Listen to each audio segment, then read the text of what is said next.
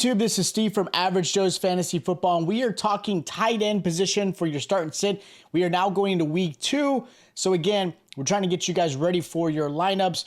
We'll be talking some great starts, some sleepers, and obviously, guys, I am considering sitting this week. If you guys haven't already, check out our start and sit for running back, wide receiver, and of course, quarterback to get you guys ready for week 2 and have another victory. If you haven't already, make sure you guys are subscribed. Make sure those notification bells are on. Hit the like button. We're going to jump right into this. Now, these are your obvious starts at tight end. Simple. I have Kelsey in there if he does play. Andrew's obviously dealing with an injury. But these are the 3 tight ends you should just automatically put in your lineup. Now, as far as the first tight end I'm recommending as a good start is going to be Cole Kmet. I like Cole Kmet's matchup this week against the Bucs. Kmet finished as tight end 6 last week with 9.4 points, which, again, kind of talks about how the tight end position is. He saw 7 targets his way and now faces a Bucs team that allowed the most receptions to the tight end last week with 11, allowing 17.7 points, which was the second worst in the NFL. Kmet is definitely a security blanket for Fields and should get you about that 10 to 12 point range. Again, finishing in that 6 to 8 tight end spot for you this week. Another tight end I like this week is going to be Luke Musgrave, the rookie. He's going against the Falcons this week. Musgrave's first game as a rookie had 50 receiving yards and saw 4 targets. I can definitely see his involvement in this game getting better and improving because realistically, you have Watson, Aaron Jones, and Dobbs dealing with significant injuries that could possibly take out at least 1, 2, or if all 3 don't play. So this is a really tough one for Jordan Love as far as really players to throw to. I expect Dobbs to play. Watson, we'll see how that goes. Then, of course, Aaron Jones. So Musgrave's definitely going to get some action his way, plenty of targets. And the Falcons allowed 16.3 points to the tight end last week and a touchdown. I really love this matchup for him. Now, another tight end I like is Hunter Henry versus the Dolphins. Henry finished as tight end 1 last week.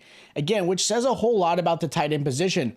No one had put Hunter Henry as their tight end 1. Nobody expected that. Henry had a touchdown last week and saw 6 targets. He's playing a Dolphins team that will force the Patriots to have to throw a lot. So there could be plenty of targets his way again. Dolphins also allowed 15.4 points and a touchdown last week as well. So again, the matchup is there. I think Henry's going to see plenty of targets, especially if they get behind pretty quickly against this pass heavy team. So I like Henry a lot this week. Now, the first tight end I'm sitting this week is going to be Hayden Hurst versus the Saints. He finished as tight end 2 last week. Really, it's because of that touchdown. But this is a lot tougher matchup. The Saints were great against the tight end, allowing only 2 targets their way and 0 receptions. Saints will definitely get after Bryce Young, make the rookie, get antsy. I'm nervous for him. And this is definitely a matchup I just don't like for Hayden Hurst. Another tight end I'm not crazy about this week is going to be Logan Thomas versus the Broncos. Logan, I liked last week. He saw 8 targets, which is crazy. This week, he may still see some targets his way, but the Broncos are actually pretty good against the tight end, holding them to only 1 reception last week and giving Howell a tough time in the pocket will be what I expect out of this. I'm not expecting Sam Howell to be a premier passer. They're going to rely on Brian Robinson. Hopefully, they'll put Gibson in there as well.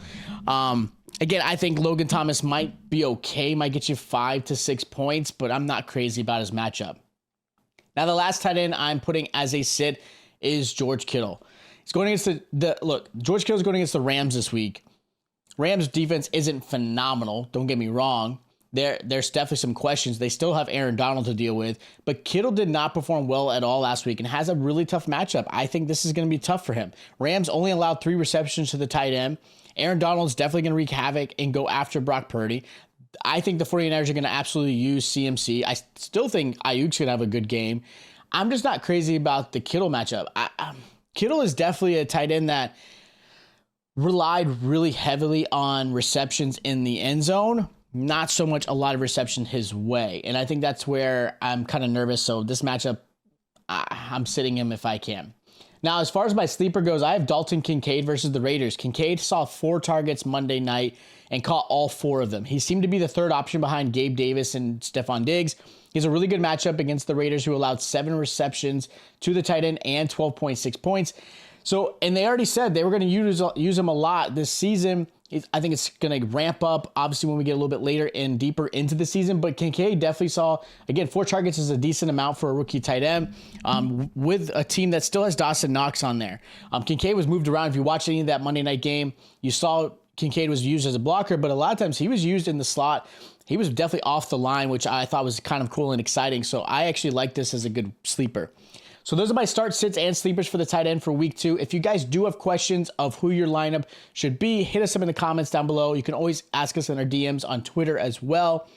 Of course, if you guys haven't, make sure you check out our other start and sit videos as well. Make sure you guys are subscribed to the channel because we're, of course, dropping content like this, waivers, and then we'll start talking some trade players you should be going after or getting rid of.